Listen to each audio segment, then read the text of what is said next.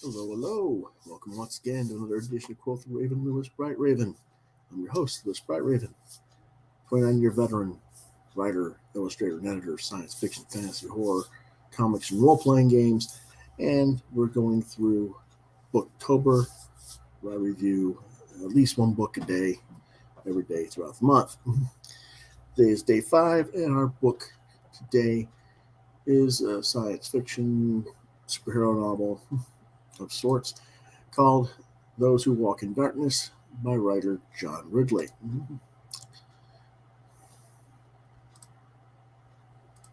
So let's get to it. Those Who Walk in Darkness was originally published by Warner Books and Aspect Books. $6.99 for the paperback edition. This is the hardcover edition you're seeing the cover for. I'll show you the paperback cover edition shortly. Writer is John Ridley. The genre is science fiction, superhero fiction. It was originally released in 2003. Just a second. I'm still here. Just had something in my it's sleep or something else. I had to remind it out. Sorry about that.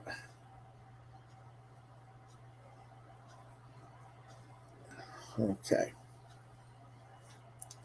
That's better.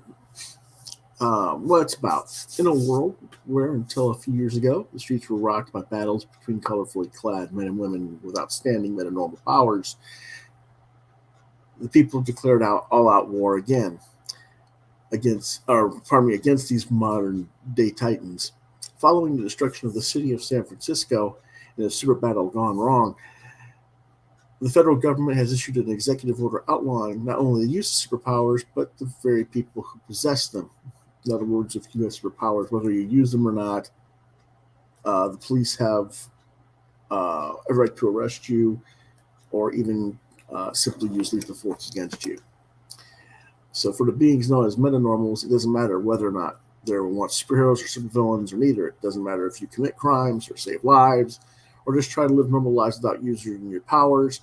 You're all regarded as public enemies and as such legal prey of the murderous Los Angeles Police Division G Platoon, which is presumably after the SWAT designation of D Platoon.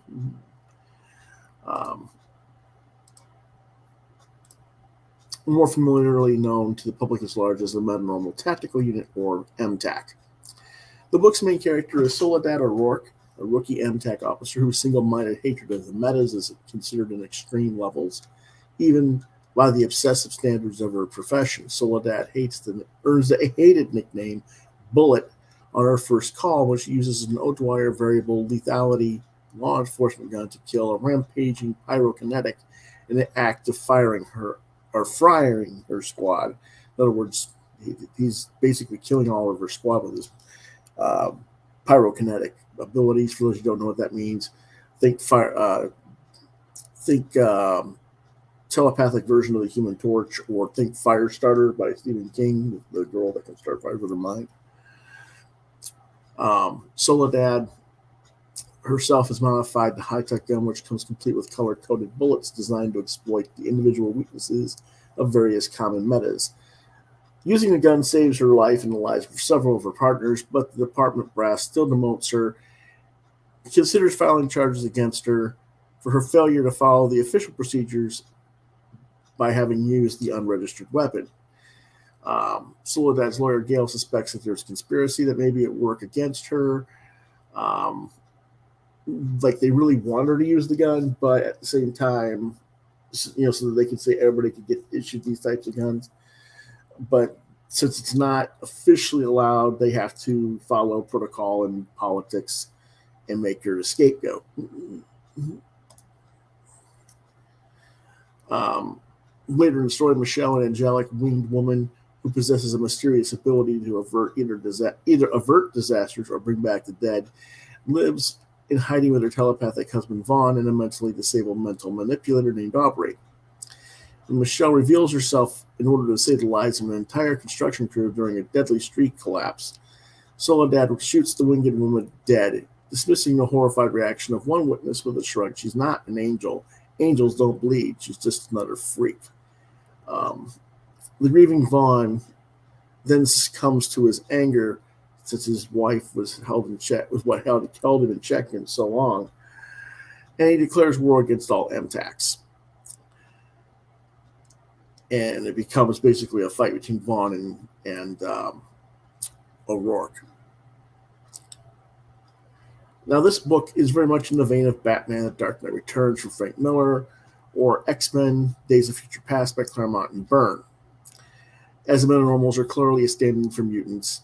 In fact, when you get to the other cover, they just call them mutants. But anyway, O'Roark is very much a young, embittered female version of what the Dark Knight Returns version of Batman is like. There's lots of biases and forms of prejudice featured in the storyline, racism, sexism, all these different things are put in there.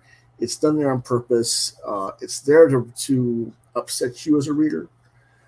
It wants to make you think. If you want to call it SJWism, you can, but it's just, it is what it is, basically.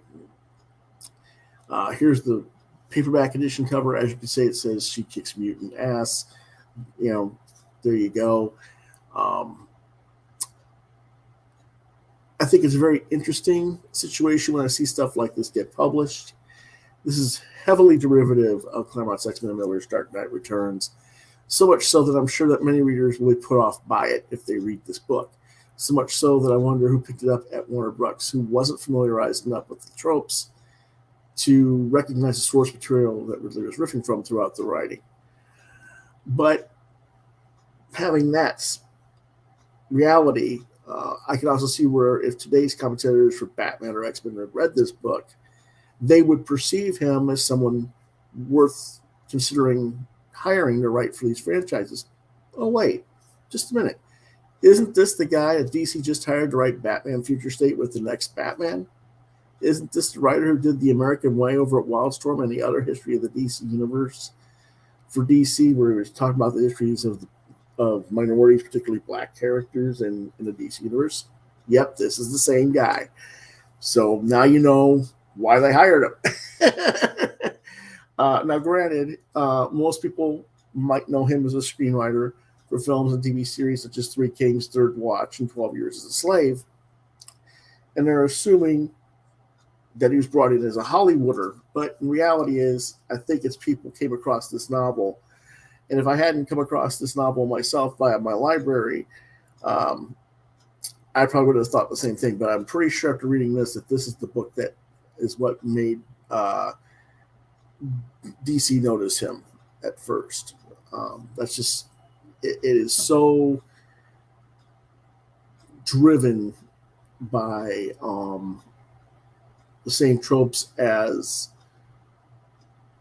Dark Knight Returns and stuff that was going on in the Question series of the 80s, written by Denny O'Neil, that it just seemed pretty obvious that that's where Ridley was going.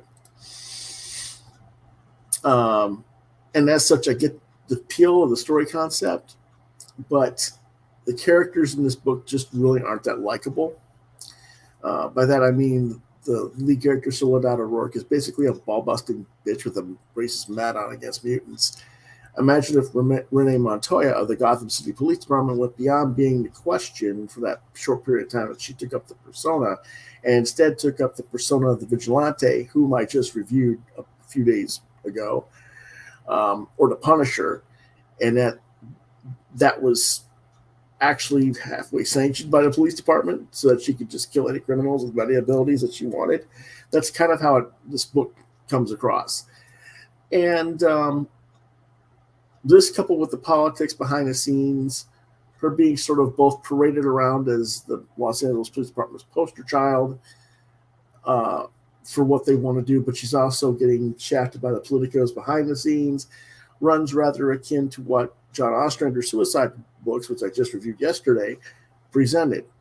So it's very easy to see the tropes that Ridley is playing with and what influenced this novel and how people at DC would go, oh, this guy's type of writer we need, because he harkens back to certain successful projects. He gets what they're looking for. So when people these days are looking, well, he was hired for a black quota, or he was hired to fit SJWism, I'm trying to explain to you that, yeah, there's reasons why they see these certain writers certain ways and why they bring them in. And this is one of the books that and one of the writers I think that they caught because of this novel. Now, does this mean that the novel is good? Well, not really. But it is a functional story that at least explains part of how and why Ridley has been brought over from film, television, and prose fiction market to our comics market, and why projects that he has been associated with exist. Now, personally, I think this novel is just okay. I could shred some of the relationships between characters, and I do think the plot is rather thin and weak. We've been here, we've done that as readers, and we've seen this shtick elsewhere and done better in the past. But like I said, having seen the direction that other writers have taken the Batman line in recent years, having this direction, seeing the direction that DC's taking with that line, and where DC's going, it has been going for the last few years, it's understandable why he's in the camp and why he probably was an influence on some level, and at least has been on the radar for the camp of what they want for some time. Ultimately, though, it's modestly average book.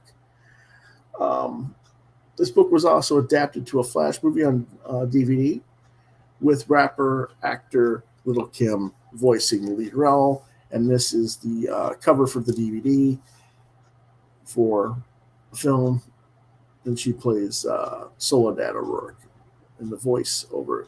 And this is like an animated Flash movie, so it's Flash animation. Now, based on some of what's going on, the tone of the book, it is skewed a little bit older teens. I would go ages 16 and up, and I give it a 3 out of 5.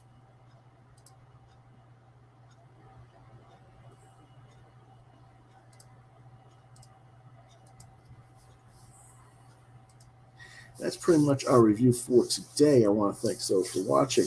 Now, tomorrow's book review will be a book by Kelly Armstrong called The Hidden, or Hidden. It's a fantasy werewolf type book. And that is tomorrow's book.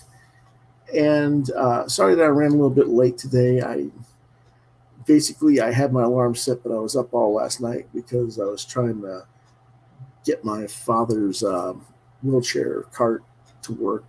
We were trying to charge it up, and it has its own charger. It's supposed to turn green when it's fully charged. It never did, and we ran it for something like 14 hours, and it's only supposed to be fully charged from a dead battery in 8 hours. So I'm kind of worried that his batteries are going bad, and I'm going to have to buy some new batteries for his cart. But anyway, tomorrow, October 6th, 11:30 a.m. is when we'll do the next book, hopefully. But sometime tomorrow, definitely. But scheduled is 11:30 a.m. And we will see you then. As always, I want to thank you for watching.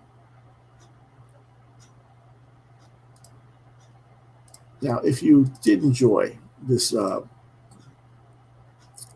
video, or you like my channel, or you think others might, I would appreciate it if you took the like, share, and subscribe buttons to continue to get content from this channel.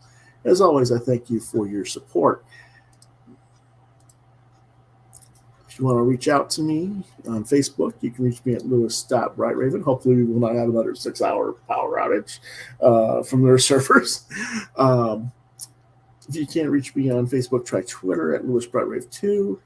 I do check that a couple times a day. To see some of my own artwork, you can go to deviantart.com/brightraven. You're watching Quoth the Raven, Lewis Bright Raven exclusively on YouTube. If you have questions or comments about the show, if you want to commission me for something, You can get hold of me on email at quotheravenlbr72@gmail.com. Usually I reply within 24 hours. If I don't reply to you, either via email or on the show on air with questions, it's always a possibility I could have missed your question. Try lewisbrightraven@yahoo.com.